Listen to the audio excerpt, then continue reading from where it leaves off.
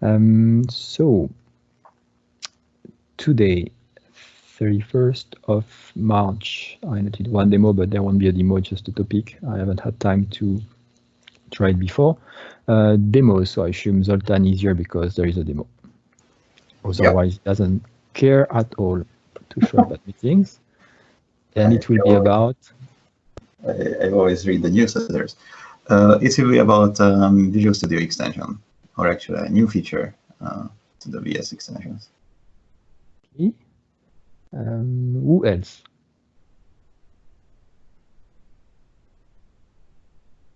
Dean must have something to show. Or have you been too lazy? No demos for me. I'm far too lazy. Just PR's kind of ready to go. Topics. Harvest. Should we do a harvest in Greece because it's 25 degrees and sunny?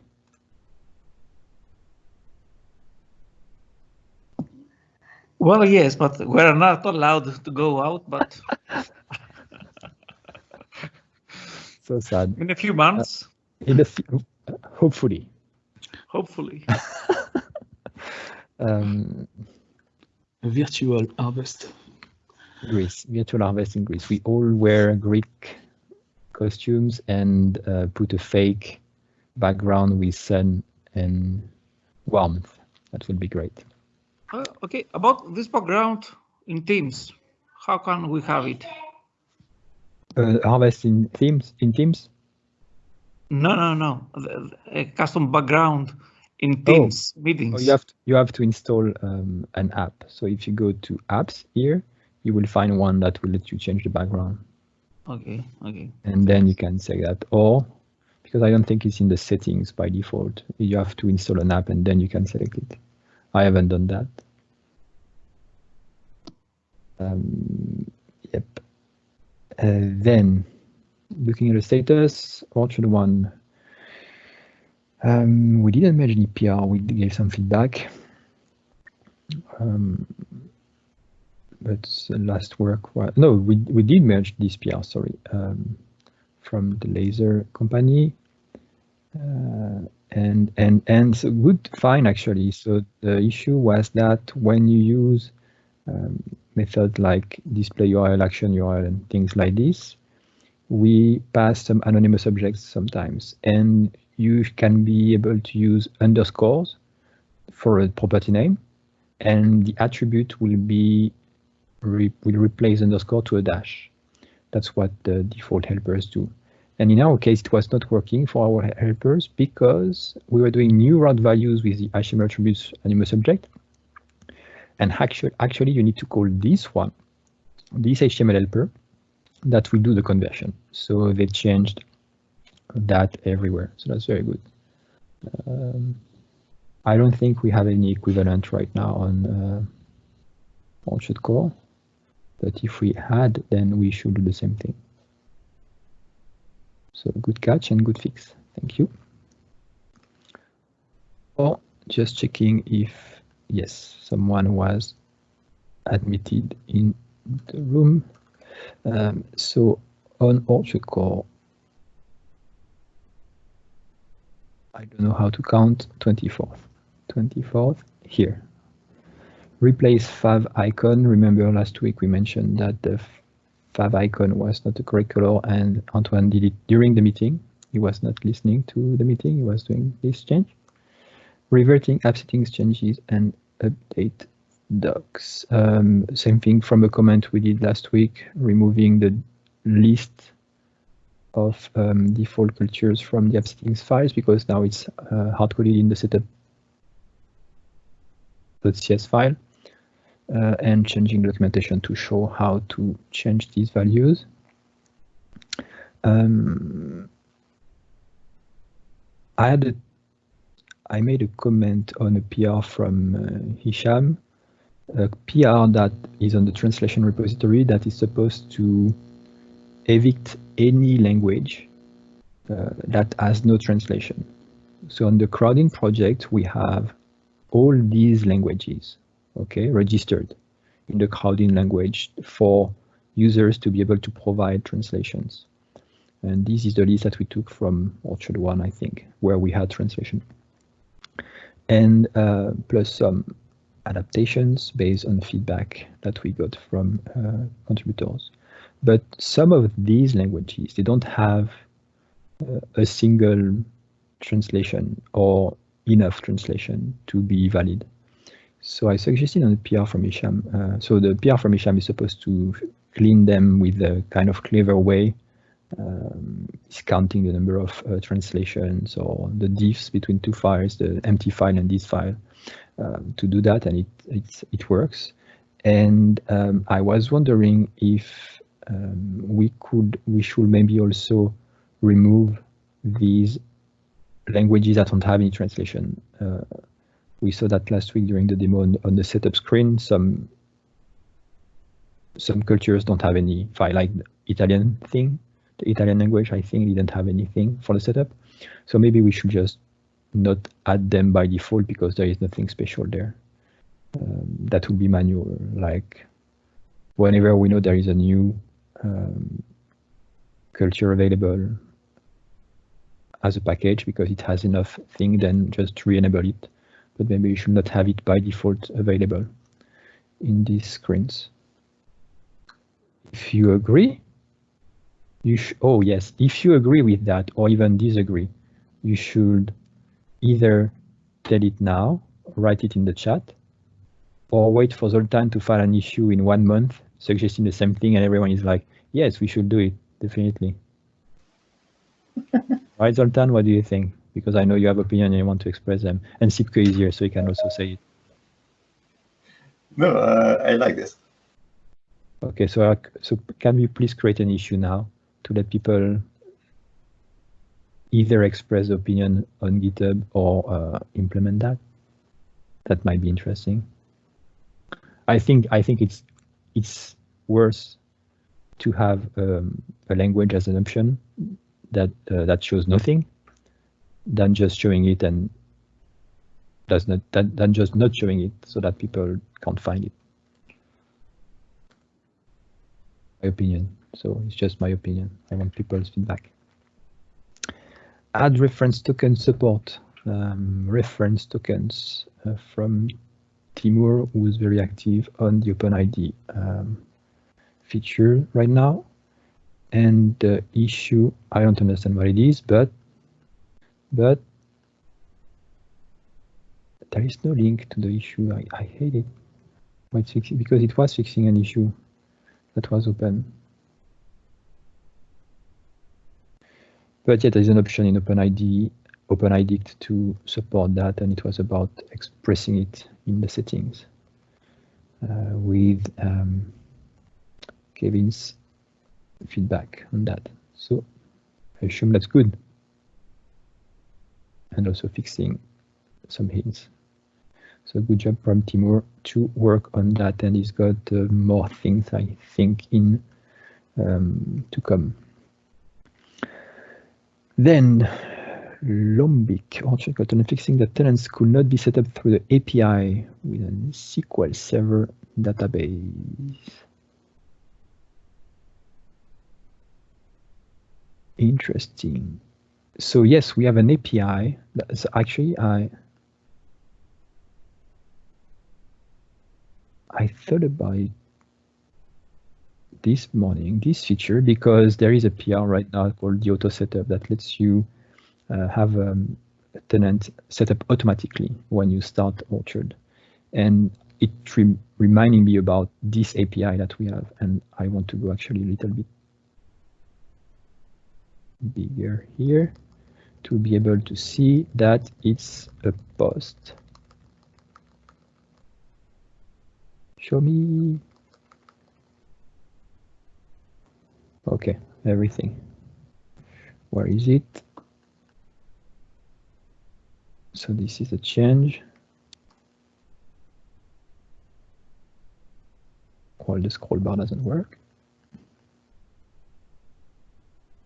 It's a post, just to be sure. Route setup. So when we call setup API/setup as a post, with the setup API view model. So all these properties here,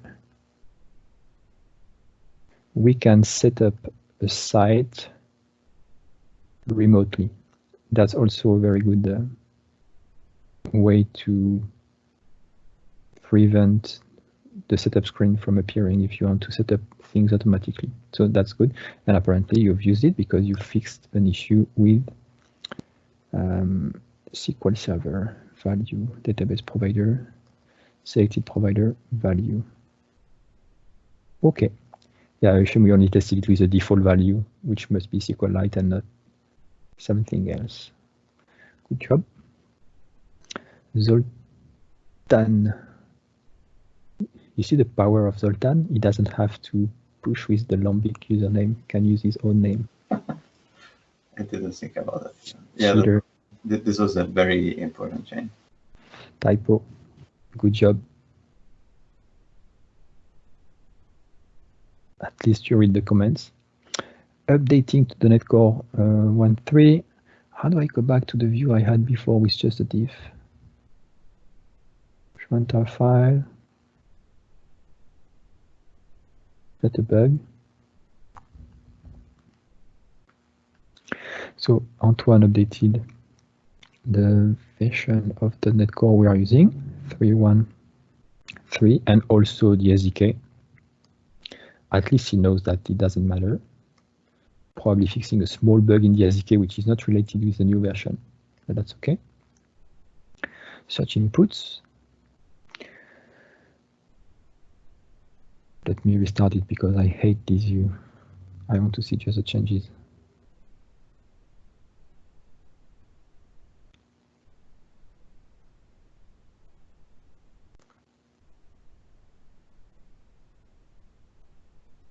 Search inputs, okay. Ah, crap. Oh, maybe because of that. No, I don't know. So Antoine updated all the search inputs to use the type search, okay, on every input that is a search. And I looked at what it is. And it's a way to let the browser display these inputs with better hints, such that you can even predefine a list of common searches you would want. It's not used here, but we could also extend that to that, or show a list of historical values that you've put in that text box that might be better for these inputs. And also it might also be different in terms of display. So it's just applying this type on every search input that we have everywhere. Maybe with Bootstrap also it's nicer, I don't know. Account views validation messages. The idea being that if only that instead of using data annotations, it's using a custom validation method, a validatable object, such that the localization will work. Because right now, as of today, the data annotations are not localized correctly.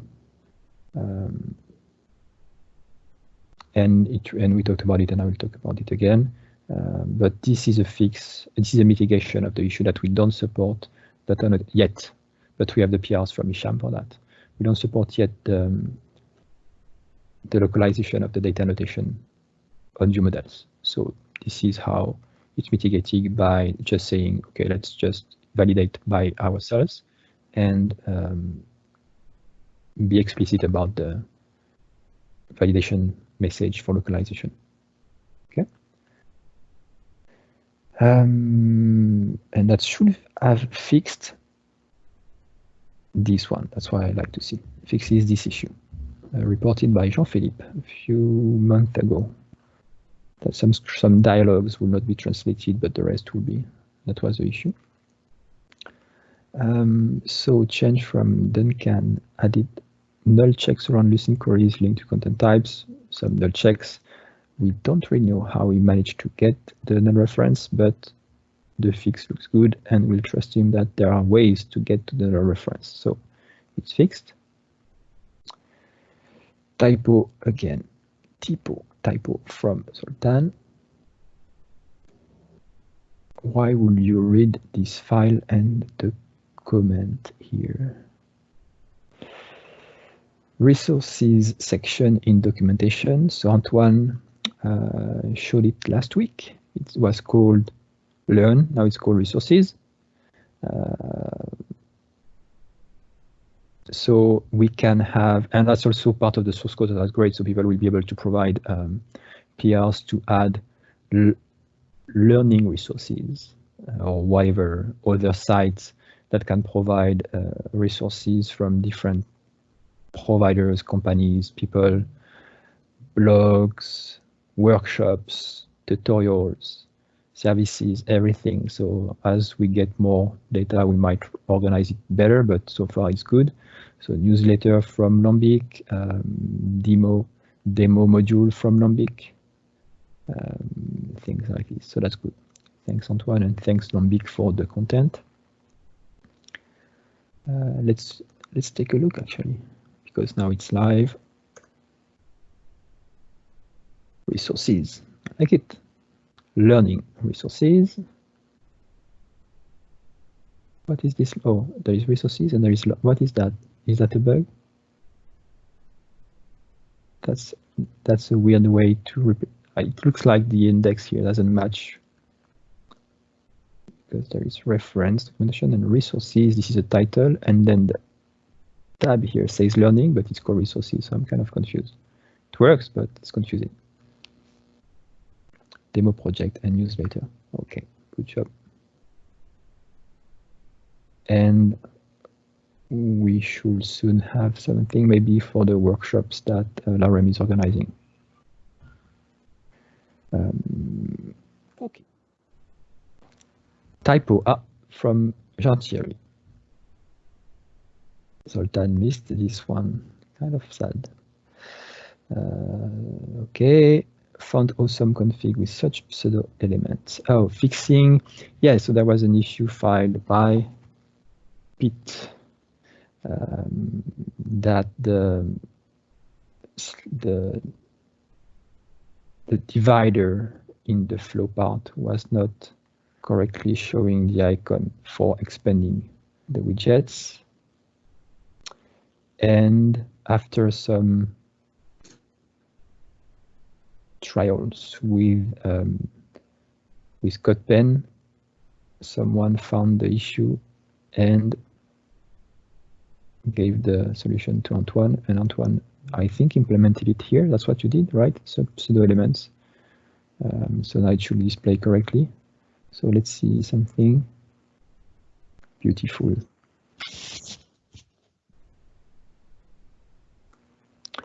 Antoine is the best. After me.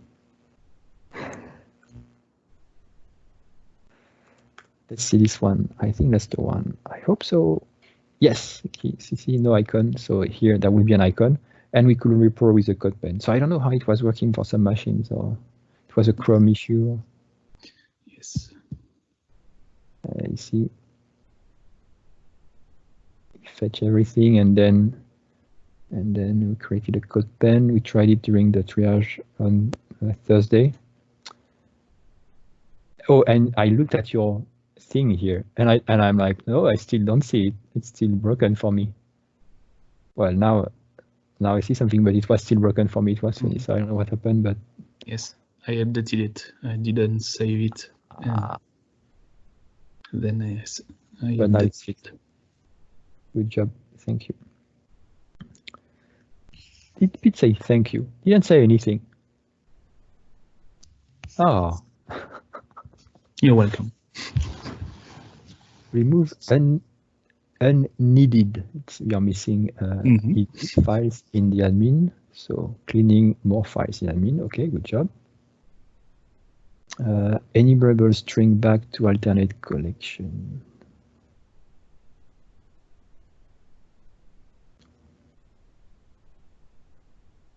I I think I remember when, I think you removed it, I don't know. Jean-Three said you removed it. I removed it? It sounds familiar that it has been removed. Why? So why did you add it back if I removed it? It doesn't serialize to JSON anymore, so the That's why. Okay, why it was there. Well, I removed it because I'm sure I made it. I think there were some link pitfalls that Jean-Three said you were optimizing a while ago. Maybe. Yeah, maybe I optimized too much then. Okay. Yeah, okay. Then you know what? Next time you put a comment and you see Sebastian, don't remove it. It's useful for that. This way I won't remove it again. I'll just have to keep a close eye on it. Yeah, it's not a code comment about what it does, but why we need it and why we should not remove it. Interesting. So maybe could it be also fluid because it's looking for? No, you say it's serialization. Okay. I put it back for serialization, but it was removed in that scoped liquid context, so maybe is fluid related. Yeah, but okay. So I mean, it could actually come off again if there is a reason for it and have a custom converter of some sort. Okay, and then that's why we need to comment, because if someone wants to remove it for some reason, you won't know why it was there. Okay, good. Don't pre-create a data protection directory because apparently it's done automatically by the provider. That's what I saw from the PR. The file system XML repository will create the directory. So we don't need to call create directory. We can just provide the directory information. Okay. And we don't know what it's fixing, but it's fixing something. Change email review from Antoine. So this is a way to prevent users from creating accounts with emails that already exist in the system.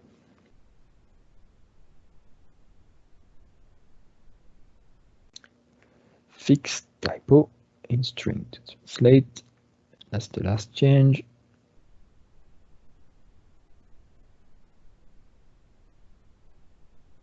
Yep, good job.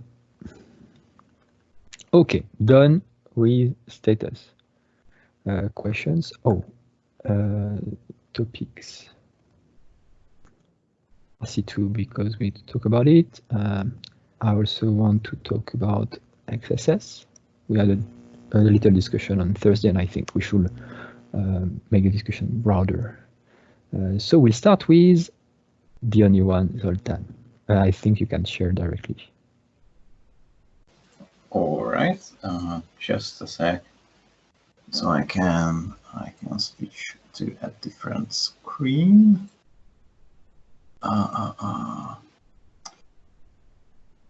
Okay, and now let me start sharing. And let me know if you can actually see it.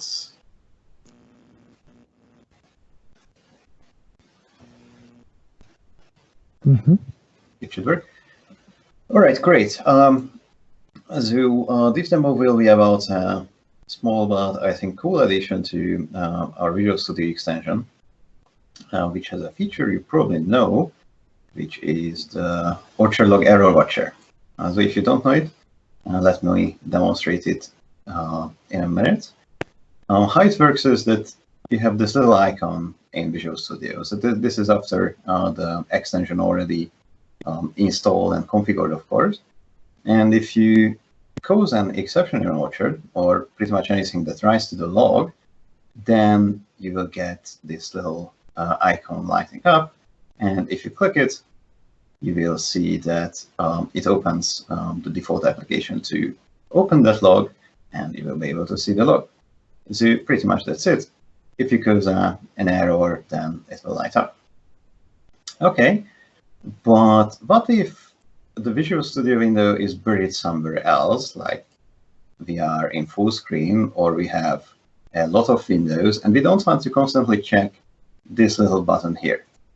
Well, there are some products which are pretty interesting, which are LED sticks. These little thingies, it's actually not much bigger than a USB port itself. This goes into a USB port, and it has LEDs on both sides. And of course, there is an API.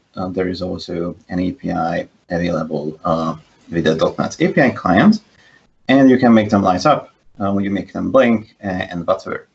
So what I've done is that I hooked up such a little BlinkStick Nano, actually, and now it lights up. So let me start my webcam as well. I can't show my webcam and share at the same time, so I will use this little application to show my webcam on the screen share.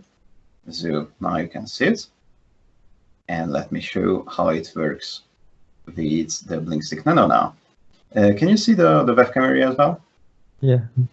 Okay, great. So what I have here is this BlinkStick Nano.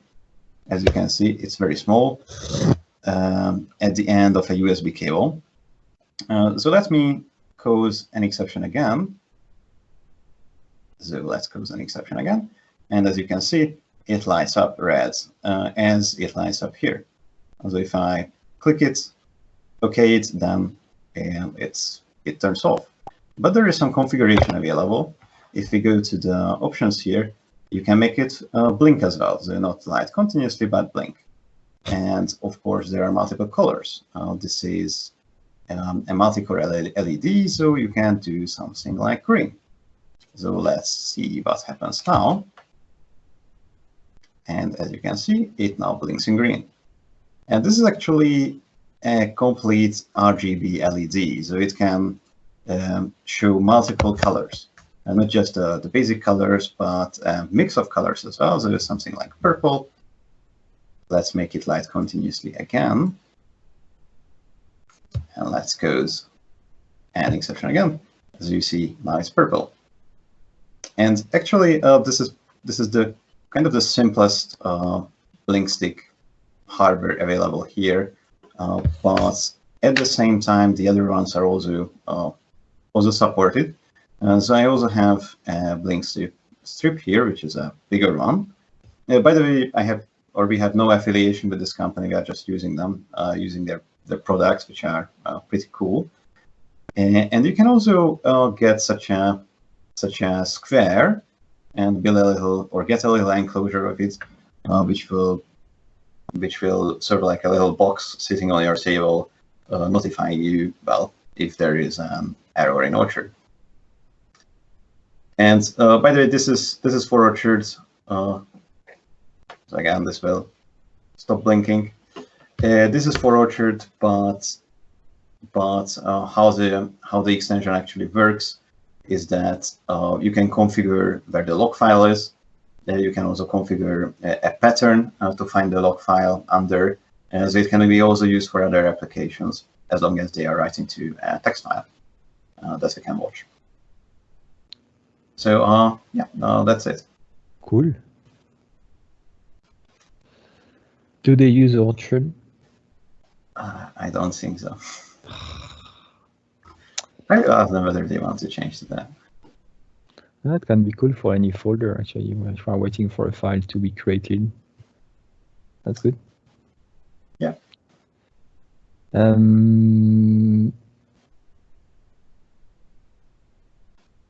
Then I will share my screen.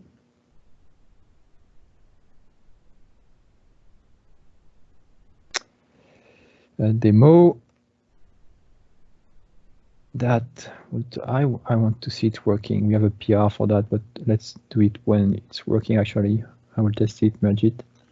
Harvest ingress, we talked about it. We can't do that. It's too sunny. RC2. So, oh, not this one. I will use this one.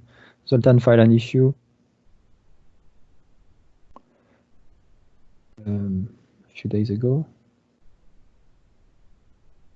about releasing RC2. instead of 1.0. Where is that here? Let's have a release RC2 and 1.0. Blah, blah, blah, blah, blah, blah. Well, not really. It's kind of cheating because we already triaged everything to have, or maybe you're not at the meeting, so you didn't see that, but we have, yes, as Jasmin mentioned, we have like 18 or so issues for 1.0 to fix because they are more priority, and we said we would even strip it because they are not critical. But Zoltan is suggesting to have an RC2 ASAP, so we don't have to wait for anything, because RC1 has some issues and we tell people use dev branch, and because this way we have a release, it's cheap to do an RC2, and we can take whatever time is needed for the 1.0 with the current issues that we can still strip down, so it doesn't change, it should not change the schedule. Well, there is no schedule, but it shouldn't change the time it takes us to go to 1.0 if we don't decide to change what we want to ship for 1.0. At least we have something intermediate for RC2. And everyone but Jasmin said, yeah, why not? So he says 14, and it's 14 minus because there are some that we know there are nothing to do, or we can punt to a later version. They are not critical. But there are some that we might not know when they will be done. So, and everyone was saying RC2, yes.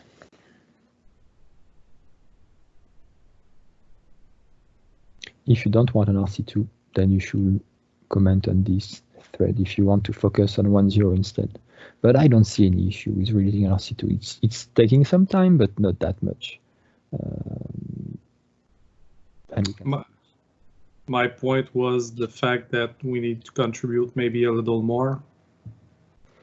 Yeah, and the issue being that having an RC2, 3, 4, 5 won't prevent anyone from contributing more on 1.0. That's, yeah, this is why. Yeah. You're doing some work, some others are doing some work, and that this should not impact you. That's, I think, the idea. We can still ship an RC2 that is much better than the RC1, while we continue working towards the same issues that we had decided for 1.0. I think that's the idea. If the idea is to be able to fix the issue that RC1 is not working, then it's fine. But yeah, we need to keep contributing and maybe a little more. For me, that's the only thing. There is the package issues, there is the timestamp issues, the templates. So yeah, and it's all one September. It's like 6 months, if not 7, old. So that will be. Yeah, there's still 166 issues that were assigned to 1.0. So yeah, they are like yeah, but still, if we want to ship something that is because people are saying don't use Orchard Core because it's pretty it's stable, but if you don't know how to debug, sometimes you will run onto some small bugs here and there. Mm-hmm. Even a 1.0. And this, yeah, for sure. But so no, I don't. And also for 1.0, I think we should determine what would be better, either to wait for a better 1.0 and ship it later and miss out on adoption like that, or have an RC, have a 1.0, have a few bugs, and potentially cause that people to eventually abandon Orchard. And I think the drawbacks are bigger for the version where we delay 1.0. So it's better to have a 1.0, have a few bugs. I'm not talking about critical ones that we should fix, but have a few bugs that we know about, that even people will bump into, and fix those continuously, rather than delay 1.0 further and keep people asking, well, why is there no 1.0 yet? Yeah, but if we find bugs when we ship 1.0 and that people start using it and they find critical bugs, then it's on us. I mean, but don't you think that if people are using it, they will also contribute more? Not necessarily, from what I've seen so far. But they can't contribute less. That's the idea. So they can only contribute more. People won't stop contributing because it's 1.0. So they can just more contribute because it's 1.0. So just to look at if you look at what we said, we will be blocking for 1.0. We said P0, P1, P2, P3. P0, there was one about testing same site Chrome settings.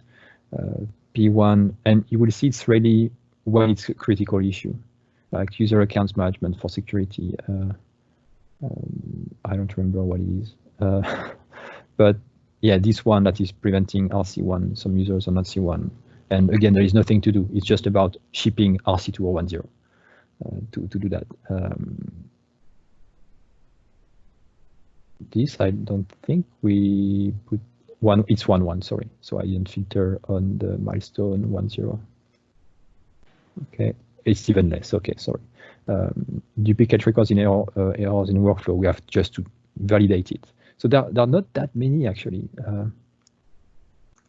Yeah, it's when you're opening without the P1. Yes, and... but when we triage and we said, okay, a long time ago we assigned it to a 1.0. It was a goal to have that fixed by 1.0.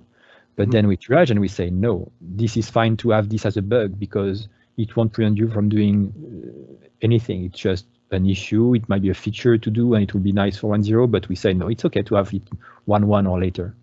And then we said, but because we didn't have a next version maybe at that time, we said, okay, let's focus on assigning P0, P1, P2 to say this is a priority for 1.0 and look at only this one. So yeah, we should change the milestone, but right now this is the exact same as just looking at P1, P2.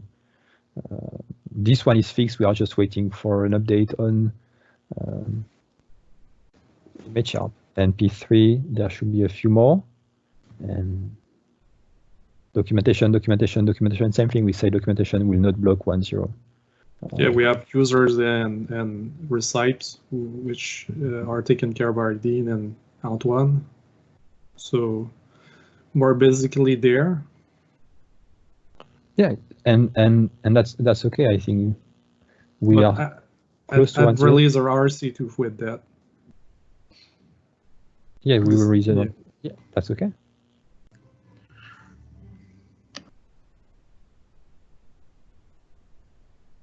This is what I said. I'd fix all those P1 to P3 bugs and then release RC2. And after that, 1.0, we can decide afterward, because I know that I have some things to fix still, and they're not there. But there will always be some things still. Yeah, nothing is perfect. Yeah, for sure. But yeah, but the issue that currently Orchard can't be used. So every day we wait that's people not using Orchard unless they use the nightly builds or build themselves or something convoluted like that.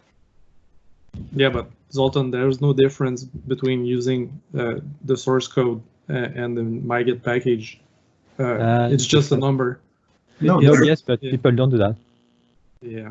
And you can't use MyGet. Much feedback from some clients that they wish that there was an official version 1 release. They don't want to use the preview packages. That's a different issue. People don't want to use Orchard or anything if it's not a stable version. Yeah. I get issues every week on YesSQL, Fluid, Gint. They are saying, hey, it has the beta version or it's a 0 point something, I can't use it. And I'm like, okay, let me change a number because I won't put more effort after. I won't break less things.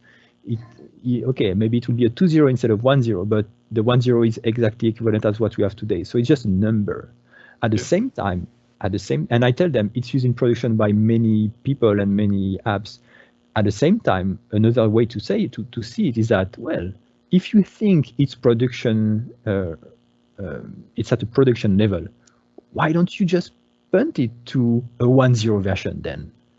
So you see, it's like both sides of the story. Like I tell them you should not care about it's a stable version, because it doesn't mean it's stable. It's just a version number. It's just my promise I tell you, but it doesn't mean that the 0 point something is not stable or more stable than 1.0 of something else. So Well, yeah, the problem is that's not entirely true, because when we're using code in production, you know, and a good example was actually YesSQL. It had a site that was, you know, probably built a year ago on the YesSQL MyGet feed. By the time we need to update it very quickly the other day, the version's dropped off the feed, so we actually have to fix and update some YesSQL issues or changes that have happened to the code in our code to get a really quick release out, which was supposed to be fixing another issue. So it becomes challenging when versions are dropping off and they're projects that you're not working on every day, and you need to do updates, and then changes happen.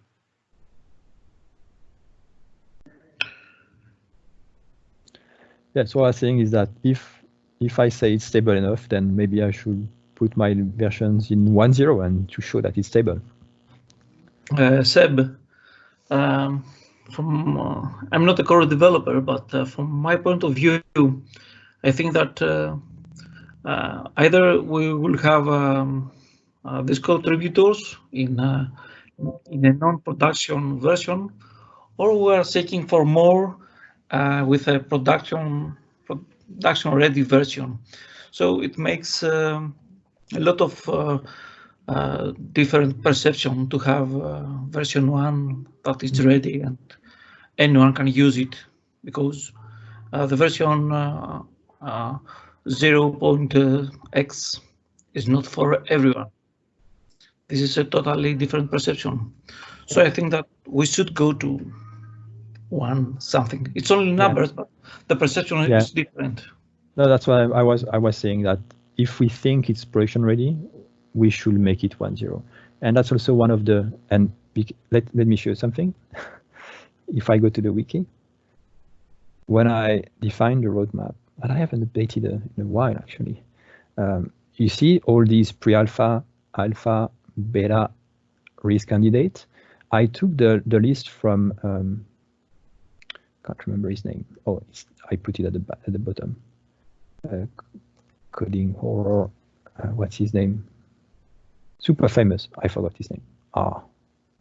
Whatever. He made Stack Overflow and everything, and he defined all these things, and release candidate, blah, blah, blah, gold, blah, blah. And I think at some point he mentions that if it's used in production by some people, then the version number should reflect that, like proactively, meaning don't name it 0 point something because it's used in production. So yeah, you can bump into, yes, usable in production. People use it in production today. Even if you think it should have more things, but it's stable enough that it's used in production. So that's why it's, I'm not disagreeing with that. I'm just scared to do the step. And the 1.0 is very important because 1.0, like 0.7, people are scared.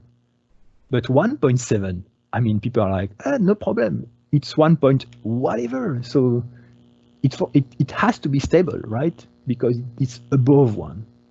So that's the step is huge. Like from 0.9 to 1.0 is much different than from 1.1 to 10.1. I mean, for above 1.0, nobody cares. It's stable. It's above 1.0. So it's also kind of scary to bump to 1.0. Just a comparison with Orchard 1. I think that I started on 1.3. I think, yeah. So yeah, I think that it had much more bugs than the Orchard code right now. But 1.0 was Orchard 1 was date driven. They said you ship on February 1st, 2011. Okay, So whatever had been done would be that. That's what it was said. And it was NuGet, it was that, and it was web matrix. And so there were things that were rushed and things that we could not implement. And we said, okay, we'll do that later, better. When we started Orchard Core, we said, and I think we agreed on that we will ship 1.0 once we have enough features to make websites. Okay. And we said, no, we will need localization, we will need media management and everything for a 1.0. So 1.0 Orchard Core is 10 times much better than a 1.0 Orchard 1.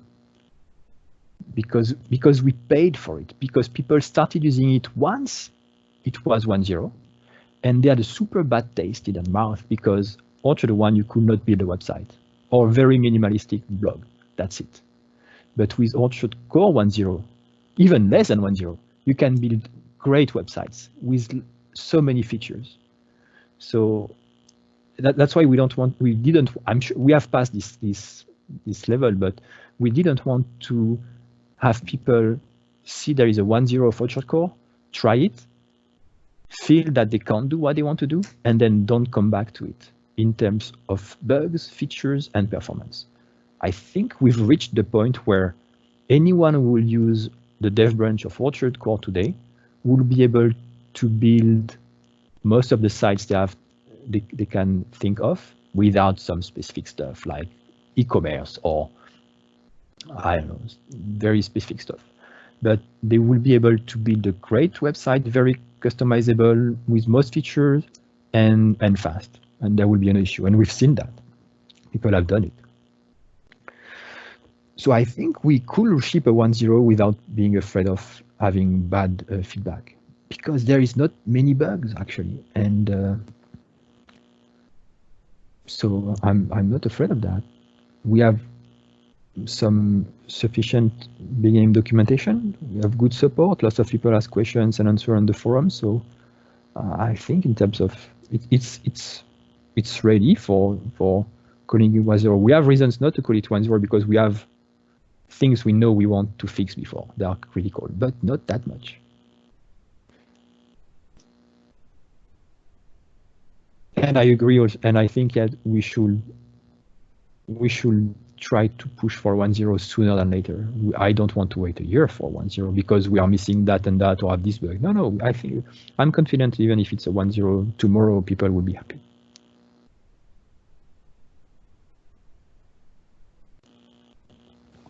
I agree. And I agree. And same thing for my libraries that we use in Orchard Core. Like I should pun them. Like Gint is 3.beta something. We have a 2.0 and people are using. There's no issue. Fluid is not 1.0 and people have asked for that. Yes SQL is not 1.0 and people have asked for that. So I think we should do that also. Push the version numbers of this library to 1.0. That will make sense because they are used in production. And it's stupid to say, well, we'll push Orchard Core to 1.0, but these libraries, they're all less than 1.0. It's kind of, we are missing it's not consistent. We should be consistent. And we were talking about releasing RC2, which is even safer than saying, okay, we'll release 1.0. So it's ready for an RC2 for sure. And that will allow people to use NuGet and not MyGet. Yeah, so Jasmine is using MyGet and all the source code, but I'm sure most people, they don't want to test something on MyGet. Even myself, when I use a library, I'm using the NuGet one. I could use a MyGet one. No, I will wait for the NuGet one.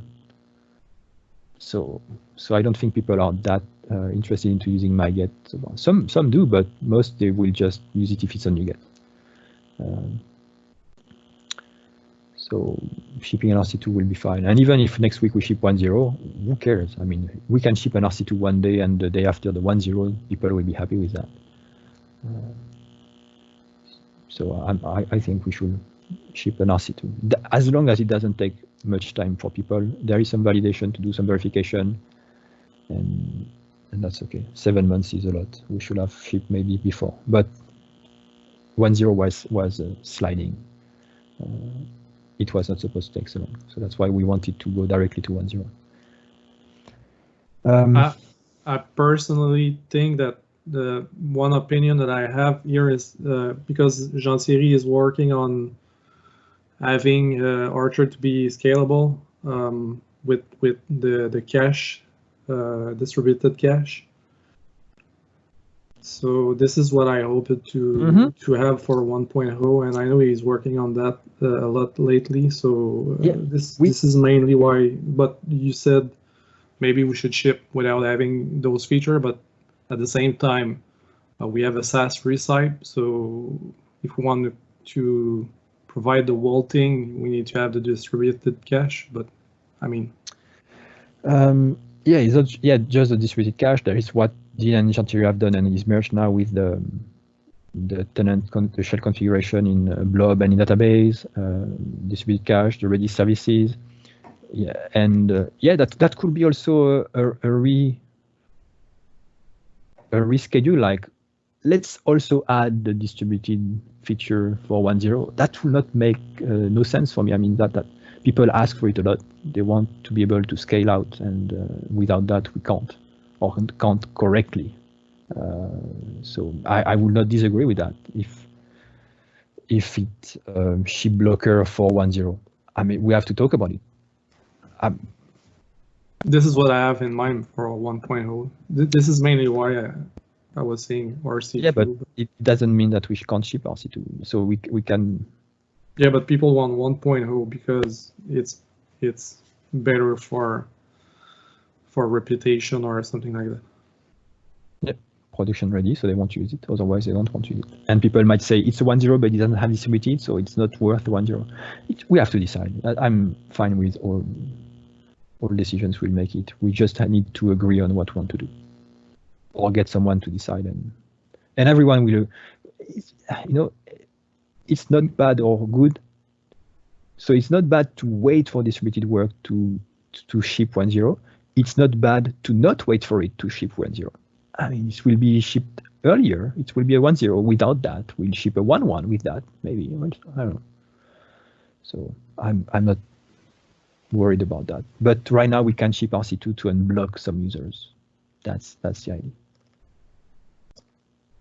Some users that don't see there is a myget, don't want to care about myget, don't want to care about dev branch, just want to reference the NuGet package like we document, like we showed in the video, and just work. That's the reason. So I think we should do that. And then next week, or in a triage, once what we've said for many times already, redefine the 1.0 issues, and done. Okay, all good. Enough with that. There is some chat I didn't read.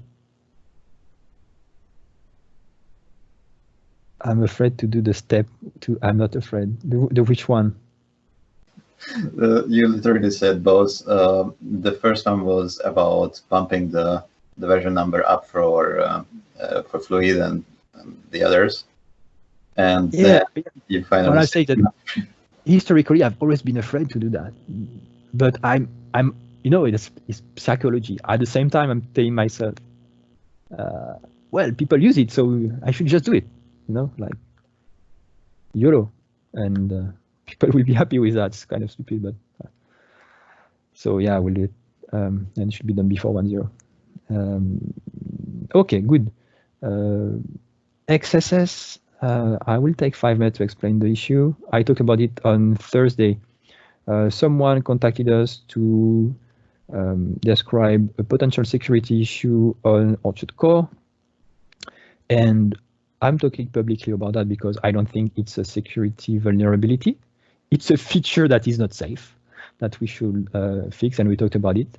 The idea is about XSS, cross-site script injection, which is about, in this case, a persistent one. So when a user will provide some content like a comment with some script, then the comment will be written on the blog post and execute the script. So anyone will be able to execute script on anyone else's machine.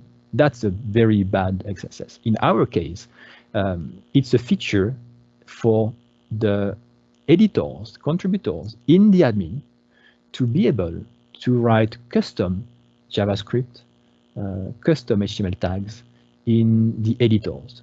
So when you have a content management system, and you can do it also in Orchard one, when you have a content management system and you go edit a page where you can insert HTML, then you can insert HTML.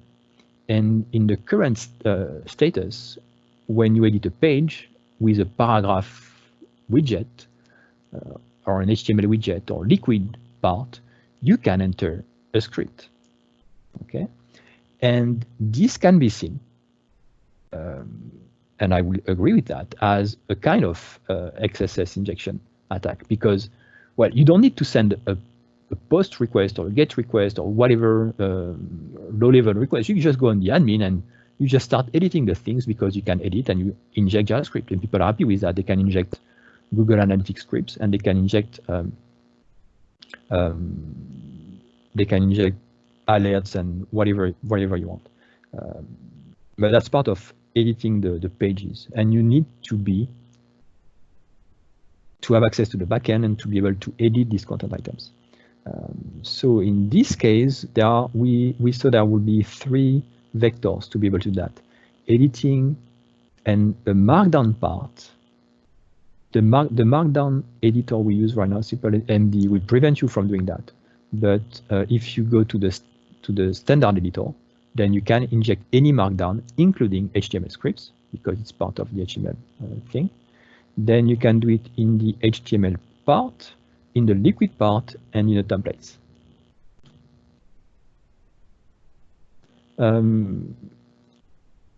One second. Well, that's not a security issue. That's using the CMS as CMS now. Sorry, what did you say? Otherwise. It's not a security issue. It's using a CMS as a CMS. Yes, no? But I think it's still a security issue, because one user, like an editor of the content, could elevate some permissions by generating some post form that will render on the front end for another admin to click on. Okay, and either intercept cookies, authentication, or issue post requests to create a different task from an admin. So somehow it's a security vulnerability, because you can elevate your permissions. User elevation. What's the name? Permission elevation, something like that. So somehow this is still a security vulnerability to do that. And looking at other CMSs, you can't actually do that by default. And I think that's what we should do. We should opt in into these features with custom permissions or custom settings to say allow entering scripts, okay, or allow entering custom tags or whatever with a whitelist or not. And this way, yes, it's a feature, but that you opt in. By default, it's secure. Nobody can do that. And each feature will be enabled to allow that. For instance, editing templates, by default, when you edit a template, yes, you can do that. And you give only the permission of editing templates to someone who is a super user or the admin of the site that can already put some files with custom scripts and everything. Okay. If you don't trust these people, then don't use the site. There is no choice about that. But for Markdown, HTML, and liquid part or things like this, maybe it should be a setting. Like by default, we don't allow that, or we never allow that. And then we can have a setting to say, no, filter out any tag, and that on the server side. So when we edit the part, not on the client side, meaning not protected by the editor, but protected by the server code, that will filter out the values when it saves it in a database for a template or for HTML file. For HTML part, for instance, it's easy. For Markdown part, it's easy to do it when we save it in the database. We can just filter out whatever is created. For template part, like liquid part, we would have to do it at the render time, because you can inject some scripts with other scripts. I don't know, like we can't interpret liquid to filter out the script tags. You can do it dynamically, char by char. But when we render the HTML, it has to be a valid script. So for this one, it will be at render time and not at saving database. So I think it should be opted in by feature / permission / settings. So this way we will not allow that by default. I filed an issue for that. I didn't link it here, but I filed an issue. So yes, I think it's part of the CMS job to be able to do that, but I think it should be only when you've opted in for these features, for security reasons, because you might not be able to trust your users all the time. And that's why we have permissions and roles, because we don't trust the users to do everything correctly, either by mistake or on purpose. So I just wanted to talk about it. Make sense? I filed an issue and I assign it for a 1-0 because I think it would be bad to do that otherwise. Okay.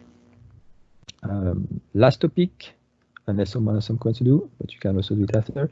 Last topic, I started that based on an issue filed by Gabor, saying when we want to delete 1,000 content items, it issues 1,000 SQL queries. And actually, I started working on that on SQL, so it looks nice. It's supporting creation of documents, so content items, deletion of documents, and deletion of map indexes. So if you create a loop or in a recipe, you have 100 content items to create. There will have been 100 at least SQL queries because there are also the map index to create. And now it's just one query that will send all the inserts directly. And it's also paged. So by default, I use 500 in case it's just a setting. But this way, if you have 1,000 deletions to do, there will be 2 queries, 2 of 500. But it's a setting we can change if we want. And that works without changing an API.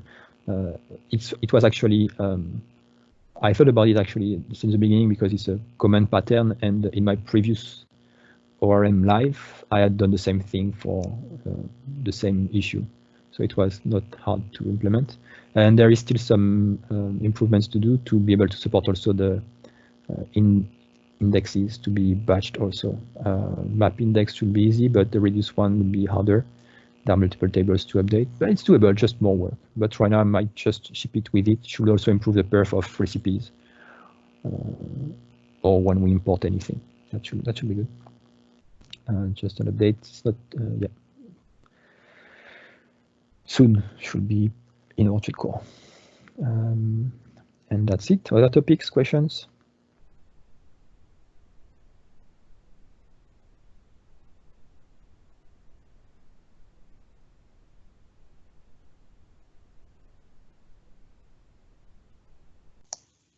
No topics, no questions. Anything to share?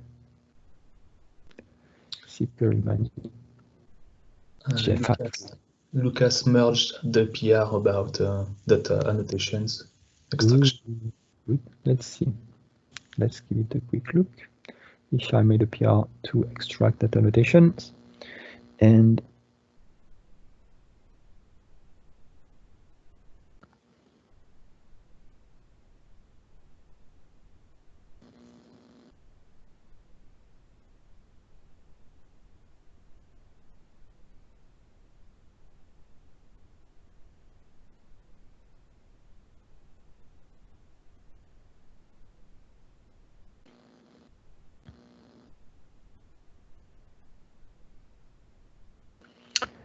okay, so that means it will extract these things now in PO files with the correct context. Good job. So we should see them appear in the localization files.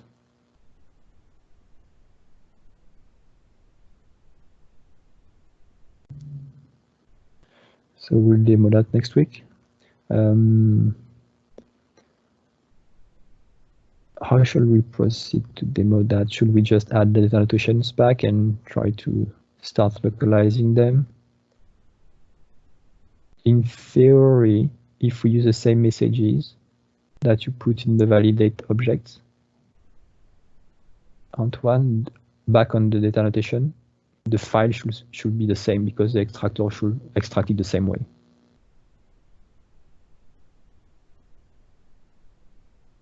So if we provide some localization for the strings that you made, Antoine, then the day we switch back to data annotation, it should just work, as long as we use the same strings, I think. So let's do that. Let's try that. Let's try to have some localization for these strings to see it's localized and it's working with your validate object, and then move it back to a data annotation and see it still work. Okay, we'll do that.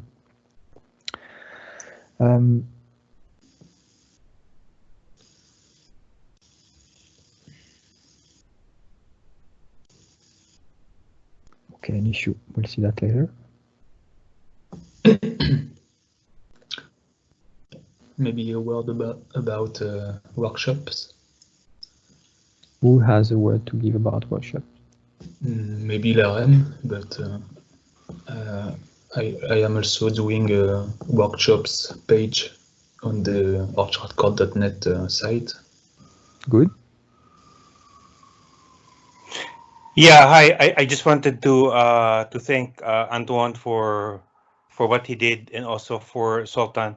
But I was hoping to talk to Antoine tomorrow. Antoine, I just Skyped you a message so that we can finalize the details, and then once we're ready, then we can talk to the whole community as we're ready, as the links are posted. So I don't know if you're okay tomorrow. I'll call you at 1 p.m. your time. Yes, sure. All right. Maybe next week, Sebastian will have more details, and we're ready to present a more comprehensive plan on how we will go about it. Thank you. Awesome. Thank you. Thank you. Okay, all done. Thanks, everyone. Talk to you on Thursday or next Tuesday at the standard time for everyone. Good job. Bye-bye. Thanks, guys. Bye. Bye. Bye, everyone. Bye.